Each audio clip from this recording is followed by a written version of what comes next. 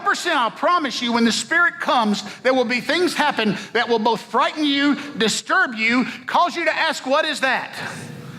The path that you should be on is one of humility and discovery, not one of arrogance and finger pointing. Amen. You're going to end up in the wrong place.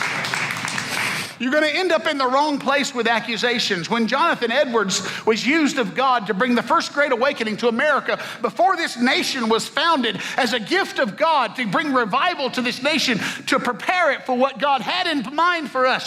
When Edwards did that, he preached and people repented of their sins. He actually preached to the church was filled with unconverted people, and they started getting converted. And the Spirit of God fell on them, and nobody did the Spirit of God fall on more dramatically than Jonathan Edwards' wife, who became so overwhelmed by the Holy Spirit that she was usually not conscious enough to come in or go out of church. They carried her in and out on gurneys and chairs because she was under the power of the Holy Spirit, and everybody wanted to know, what is that? But everyone knew her.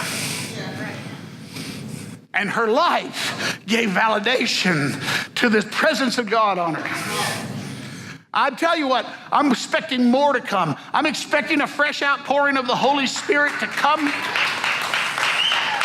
I'm hungry for it. I'm hungry for it. Listen, I'm 64 yesterday, and I can see the door. And I'm not ready to go out the door. I want to go out the door when it's still frightening in the house. I've always said this. I've said this for a long, long time.